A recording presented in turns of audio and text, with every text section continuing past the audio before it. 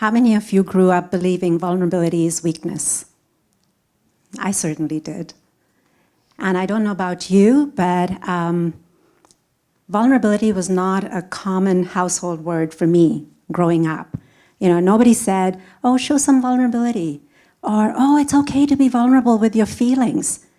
Most of the time, what I heard was, what's wrong with you? Why are you crying?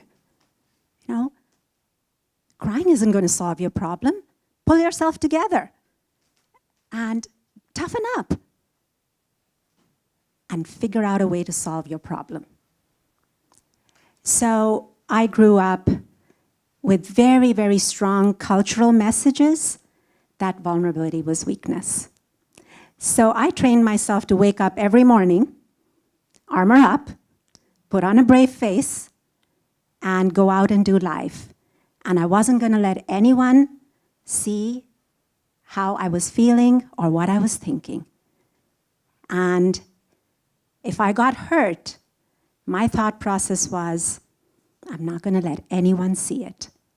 I'm going to be tough, and I'm going to pretend like it didn't actually impact me at all. And most importantly, I grew up believing that I had to protect that armor at all costs if I wasn't going to be taken advantage of. So I get it. There are powerful, powerful reasons for why we still struggle with vulnerability. And that's because there are some really big myths around what vulnerability is and what vulnerability isn't. So let's look at some of those myths. The first one is what I just touched upon, that vulnerability is weakness. In all of Brené's 20+ years of research, she did not find one example of courage that did not involve vulnerability. In my career of 40 years, first as a teacher and a principal of a school, and now as a life coach and facilitator of Brené's work on shame and vulnerability, I have not come across one example of courage in my own life and in the life of my clients and my participants that did not involve vulnerability. Vulnerability, let's look at some examples. Vulnerability is waiting for the doctor's office to call back. Vulnerability is negotiating a raise. It's having to fire someone. It's sending your child off to university. It's picking up the phone and calling someone who's just lost a loved one. It's loving someone who's struggling with addictions. Vulnerability is not weakness. Vulnerability is our most strongest and most accurate measure of courage. Just the willingness to show up and be seen when there are no guarantees of the outcome, that is hugely courageous. The word courage comes from the Latin word cur, which means heart, and the original definition of courage was to tell the story of who we are with our whole hearts. We spend so much time and energy and effort into bulletproofing ourselves and our lives, when the truth is, we're not perfect, and neither are our lives. Our lives are full of struggle. And so when we tell the story and we're willing to show up and be real, there's nothing more courageous than that. And it's hard. Just because we understand that vulnerability is courage doesn't make it easy and effortless. It's actually really hard. And it requires us to be brave, which is why most of us tend to avoid it. It requires us to choose authenticity instead of armor. It requires us to choose to live in integrity with our values, even when every cell in our body wants to protect ourselves, run for safety, and we want to have some measure of control and predictability in our lives. So interestingly, there are two paradoxes that surround this myth. The first one is, it may be courage in you, but it's weakness in me. And the second myth is, when I meet someone new, it's the first thing I look for in them. I want to see real. I want to see raw. I want to see vulnerable. I want to see someone who's comfortable in their skin, someone I can relate to. But it's the very last thing I want them to see in me. So those are the two paradoxes around this myth. Another one of those myths of vulnerability is that we can opt out of vulnerability. And trust me, if there was one day that I wanted that to be true, was today.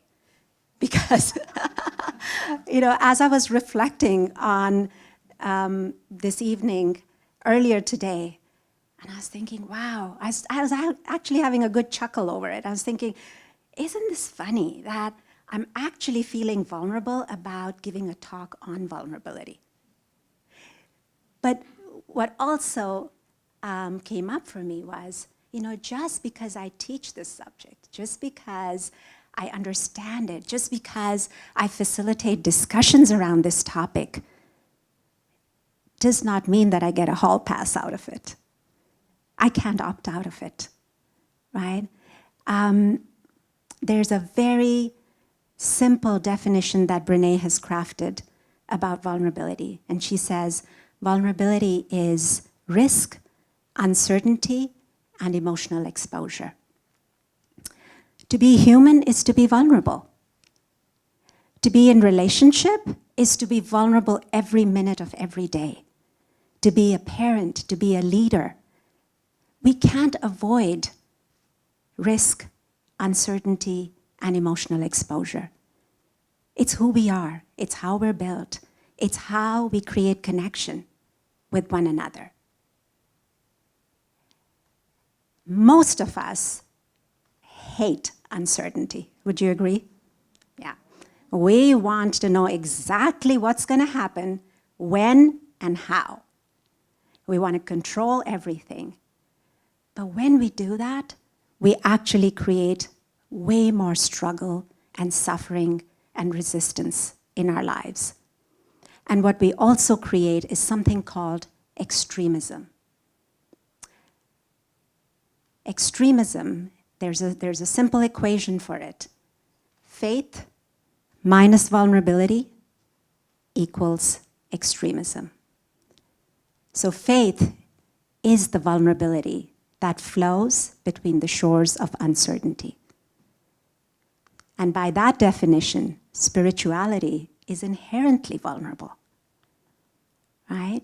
Because it requires us to lean into faith and trust, and we can't control the outcome. So as long as we're calling ourselves a human being, we can't opt out of vulnerability. And for those of us who choose to call ourselves spiritual beings, we have actually signed up to dance with vulnerability every single moment of every single day. Another myth of vulnerability is that vulnerability is oversharing. And I loved the example that Winston used earlier about his friend. Oversharing actually disconnects or connects superficially, which then leads to what Brené calls a vulnerability hangover, right? And we see examples of this all the time on social media. It's that shock and awe approach. It's sharing too much too soon. Vulnerability is about intimacy. It's about trust. It's about connection. And if you look at the word intimacy and you break it down, it's into me see. So we share our stories with those who've earned the right to hear our stories. People with whom we have built enough trust over time that we can actually feel safe in sharing our stories with them. One of the other things, so with this particular myth, one thing to remember is vulnerability without boundaries is not vulnerability. It may be a desperate need to share a story. It may be attention-seeking. It may be a desire to hotwire connection faster than connection can organically be built, but it's not vulnerability. Vulnerability is sharing with people with the intention of creating connection. Another interesting myth of vulnerability is, I can go it alone. We absolutely romanticize the idea of hyper-independence. Especially when we get hurt, that's when we want to isolate ourselves. And we convince ourselves that we don't need anyone. We can do life all by ourselves. I remember a particularly painful time in my own life when the story I told myself was, I'm tough, I don't need anyone, I can do everything all by myself, who cares? And what I've learned over time is that for those of us who wear the I'm strong, I don't need anyone feather with pride in our caps, for those of us, our greatest measure of courage and vulnerability is to lean in and ask for support and ask for help. Because when we can't receive with an open heart, we're not able to give with an open heart either. When we attach some kind of judgment to receiving help, we knowingly or unknowingly also attach judgment to giving help. So sometimes our first act of daring and courage and vulnerability is to lean in, ask for help, and ask for support. As human beings, we are hardwired for connection. It's why we are here. Neurobiologically, emotionally, physically, socially, spiritually, hardwired for connection. And the glue for connection is vulnerability. And it's hard. It's really hard to try some of these things with someone new. But that's the whole point of it. The point is to get to a place in our lives where we are very, very clear about those who love us, not in spite of our imperfections, but because of our imperfections. Because you know what? When people can love us because of our imperfections, it's a huge permission slip for them to also be able to be imperfect, so that they don't always have to worry about living up to our expectations, which then leads to shame and a whole slew of other things, which are unpleasant and break down relationships. So there are other myths, and there is the armor and the shields that we use to avoid vulnerability. There's, ways to embrace vulnerability, how to build more connection, how to live more wholeheartedly and more authentically in our lives. You can read about it in Brené's books. If you're ready to do a deep dive, you can come to one of the weekend workshops. But there's a lot more to vulnerability. This is just like the tip of the iceberg. And here's what I want to leave you with. No matter where this one wild and magical life of yours takes you, you are worthy of courage and bravery in service of creating the most wholehearted and fulfilling experiences in your life, in service of experiencing absolute sheer joy and authenticity in your lives. The only thing you've got to be willing to do is make friends with vulnerability. Why? Because everything that we want more of in our lives, love, joy, gratitude, deeper connections, creativity, innovation, everything that we want more of in our lives lies on the other side of vulnerability. We have to be willing to walk through vulnerability in order to access the magic in our lives. Thank you.